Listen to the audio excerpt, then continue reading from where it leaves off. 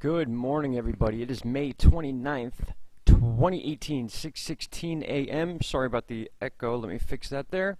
All right, we're tracking Alberto, which is now far inland. We are past the panhandle of Florida. We're into the Mississippi, Alabama area. We're talking 60-plus-mile-an-hour wind gusts at landfall, so that was no small feat that Florida just had to deal with. It did kind of cross right over the panhandle. And the border, basically, of Mississippi and Alabama. This entire area was definitely directly affected by Alberto. But believe it or not, this morning, guys, we have another story in the news that is kind of taking over, and that was the flooding we had in Maryland. That was Ellicott City, actually. I have a few articles pulled up. There's one man missing, a National Guardsman, Edison Herman. He's 39. I guess he was help rescuing people from this flood in Ellicott City. You could see some of the pictures here. Buildings were destroyed, and if you guys remember, people that live in that area, 2 years ago, there was a massive flood in that area as well that hit Main Street. That's exactly where this flood was. But you can just see article after article, and there's videos and pictures and just stuff that it looks like the entire city was destroyed. You can see the bridge here that says Ellicott. The water was up to the second story of some buildings, totally just demolishing the area. All these cars here, I saw this video in particular, were all just sliding down the street. And you could see banners up for Memorial Day and stuff like that, getting ready to celebrate. And they were just decimated with just the amount of rain and rain that ran off from other places was just completely devastating. Like I said, you can go online and find as many videos as you can possibly watch. Here is that man, Edison Herman, that is missing. National Guardsman, like I said, he was helping people out of the flood when he went missing. So there are rescue efforts going on with him. I believe as far as Alberto goes, we have 2 people missing, unfortunately. Here is one of those videos I was telling you about, just so you can get an idea of the flowing water. Flash floods ravage Ellicott City, Maryland. One missing, that is the National Guardsman. And that is a total separate entity than what we were dealing with Alberto, which is now, like I said, inland. We do have a big moisture system forming over the central area of the country, just past the Rockies now. And if we look at tropical tidbits, we're going to see what this thing is going to do. So these 2 systems here, Alberto and the system moving over basically the Rockies into the central part of the country, just north of Texas right now, these 2 systems are almost going to combine and move around each other. And then anywhere from basically the Dakotas all the way down to across ways to Florida is going to be completely saturated in rain over the next few days. So we're talking about flash flooding in other areas. We could have potential for tornadoes in Tornado Alley or Valley, up the Ohio River Valley area. The next few days are not going to be that pleasant, at least in the mid to the mid-northeast.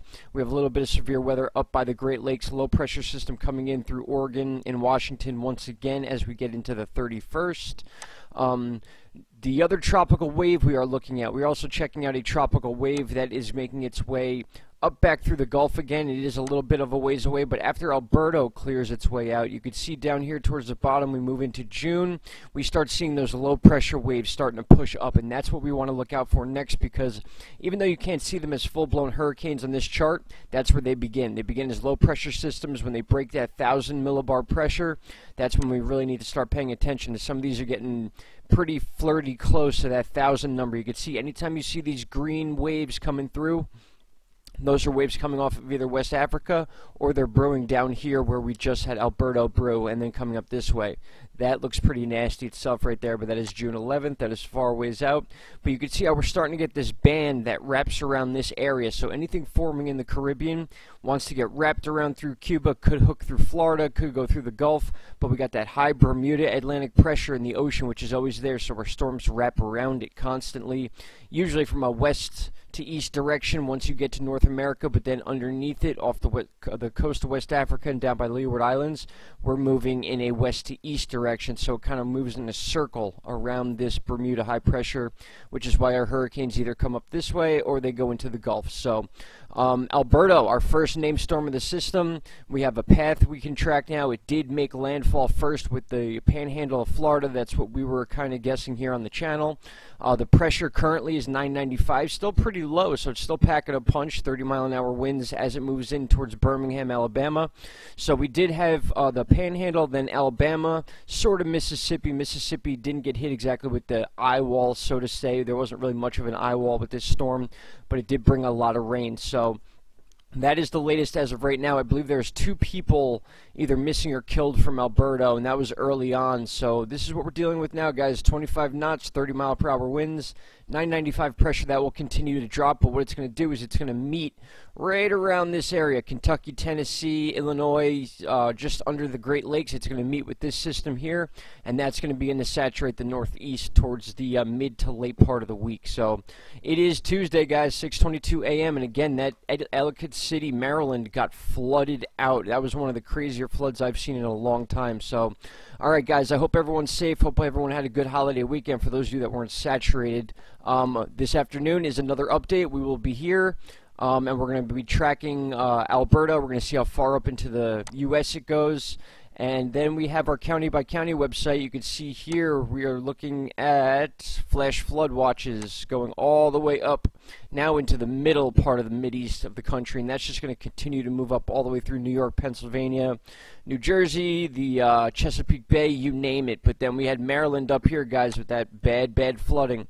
You can see it right around this area. So, or right around this area, actually. That's where all this moisture is going to be moving. We have all different warnings going out as far as our county-by-county heat advisories, flood advisories going out. So we'll dive into this afternoon, guys, but got to get going. Hope everyone stays safe, had a great weekend, and there's Alberto for you guys. We're down to 995, 30 miles an hour. All right, I'll talk to you all very soon. Have a great morning. Take care. Bye-bye.